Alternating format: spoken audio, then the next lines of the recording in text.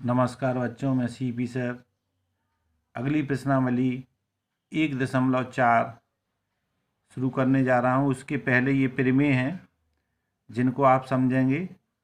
प्रमेय 1.5, मान लीजिए x एक ऐसी परिमेय संख्या है जिसका दशमलव प्रसार शांत है, तब x को हम p/q के रूप में व्यक्त किया जा सकता है, जहाँ p और q सहअभाज्य संख्याएं हैं और q का अभाज्य गुणनखंड 2 की पावर n 5 की पावर n के रूप में है, जहां n और m कोई ऋणोत्तर नॉन नेगेटिव पूर्णांक हैं।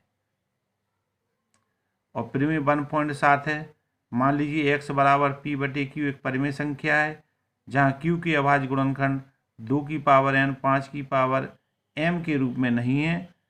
तो जहां n और ऋणोत्तर पूर्णांक है, तब x का दशमलव प्रशांत अशांत आवर्ती होता है। ये शांत के लिए है, ये अशांत के लिए है। तो हम इस सवाल करेंगे, देखेंगे आप। प्रश्नावली 1.4 का पहला सवाल है, बिना लंबी विभाजन प्रक्रिया किए बताइए कि निम्नलिखित परिमेय संख्याओं के दशमलव प्रसार शांत हैं या अशांत आवर्ती हैं। पहला सवाल है 13/3125। तो यहाँ हर के हम अभाज्य गुणनखंड करते हैं, हर का। तो ये 2 से नहीं कटेगा, 3 से नहीं कटेगा, 5 देखें, 5 से 5 छिक्का 30, 1 बचे, 5 दूनी 10, 2 बचे, 5 25। ऐसे ये कटते चले जाएंगे आपके 5 से। तो ये यहाँ हर के अभाज्य गुणनखंड हो गए 5 गुणा 5 गुणा 5 गुणा 5। 5 बार इसकी गुणनखंड आपके हो गए हैं। यहाँ पर आप सभी लोग देख रहे हैं 5 बार इसकी गुणनखंड। इसमें एक बार गुणा किया इसका, ये भाग दिया, इतनी बार 625 बार गया है ये। फिर इसमें हमने 5 का गुणा किया, 5 का भाग दिया, 5 एकम 5, 5 दूनी 10, 5 25। फिर 5 का इसमें किया तो ये 25 बार करेगा। फिर इसमें 5 का, फिर 5 का एक बार, तो ये 5 बार आपका ये इधर आ गया है 5 बार, यानी ये 5 की घात 5 आ गया। अब आप इसको 5 की घात 5 लिख दिया और 2 की घात 0 अपनी तरफ से इसमें लिख सकते हैं। ना भी लिखें तो चल जाएगा इसमें, क्योंकि 2 की किसी भी घात की 0 होती है, उसका मान 1 होता है। तो 1 का गुणा करने पे इस संख्या में कोई फर्क नहीं पड़ेगा आपका। ठीक है। तो यहाँ पर जो है, अब आप देख रहे हैं कि यहाँ पे हर के जो गुणनखंड हैं वो किस रूप में हो गए हैं। जैसा कि मैंने ये आपको पहले में बताई थी कि 2 की पावर n 5 की पावर m, यानी 2 की घात भी हो और 5 की घात भी है। तो 5 की घात 5 है, 2 की घात 0 है। अपनी तरफ नहीं लिखेंगे तो भी ये चल जाएगा, क्योंकि 5 है इसमें। या तो 5 होना चाहिए, या 2 होना चाहिए, या दोनों होना चाहिए गुणनखंड, अभाज्य गुणनखंड हर के, तब ये जो है दशमलव प्रसार शांत होगा।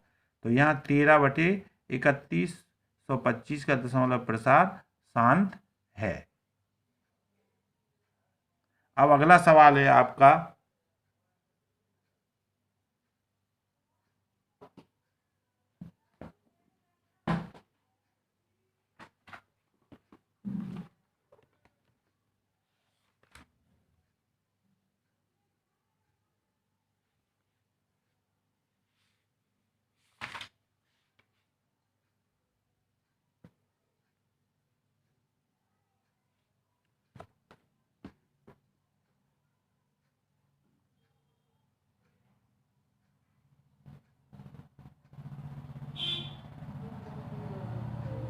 अब इसमें अगला सवाल है आपका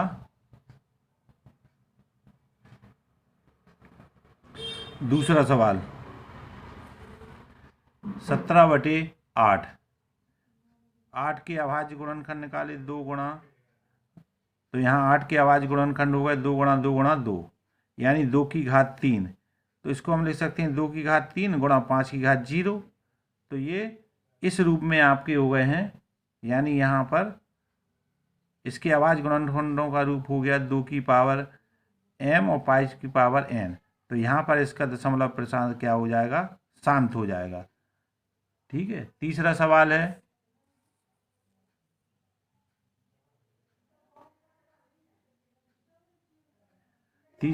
है इसमें आपका कि 64/455। तो 455 के हमने ये फैक्टर कर लिए, यहाँ पे गुणनखंड कर लिए हैं। तो आप देख रहे हैं कि यहाँ पर हर 455 के अभाज्य गुणनखंड 5 गुणा 7 गुणा 13 है। यहाँ हर का गुणनखंड 2 की पावर m 5 की पावर n के रूप में नहीं है, इसलिए यहाँ का इसका दशमलव प्रसार अशांत आवर्ती है। चौथा सवाल है 1500/1600। तो ये आप गुणनखंड इसमें देख रहे हैं, तो इनके हमने गुणनखंड किए हैं। ये गुणनखंड आपके ये आ गए हैं 2 की घात 6 5 की घात 2, जो कि 2 की पावर m और 5 की पावर n के रूप में हैं। यानी इनके अभाज्य गुणनखंडों में 2 या 5, केवल 2 या 5 या दोनों होना चाहिए, तभी ये शांत दशमलव होगा, वरना अशांत आवर्ती होगा। तो इसमें आप देख रहे हैं कि इनके गुणनखंडों में केवल 2 और 5 हैं। तो ये किस रूप में है? 2 की पावर n 5 की पावर n के रूप में है, इसलिए यह क्या हो जाएगा? आपका शांत दशमलव प्रसार हो जाएगा। अब है 5वां सवाल इसका 29/343। हर का गुणनखंड किए हमने 7 से, ये कट गए हैं। तो यहाँ अभाज्य गुणनखंडों में 7 गुणा 7 गुणा 7, यानी इनमें 2 की पावर m 5 के रूप में नहीं है, इसलिए इसका प्रसार क्या हो जाएगा? अशांत आवर्ती हो जाएगा। 5वां सवाल है, यहाँ पे हर आपको दिए ही हैं, हर 2 की घात 3 5 की घात 2 के रूप में दिए हैं। तो यह स्वयं अपने आप जो है 2 की घात m और 5 की घात n के रूप का है, इसलिए इसका दशमलव प्रसार शांत होगा।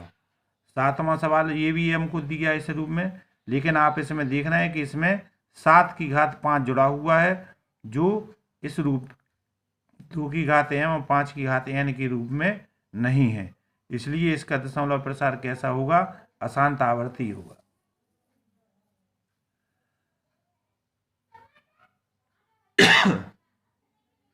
8वां है 6 की घात 6/15। तो हम ये देखते हैं कि दोनों में तो कोई कॉमन नहीं है, इस तरीके से हम दोनों की गुणनखंड कर लेते हैं।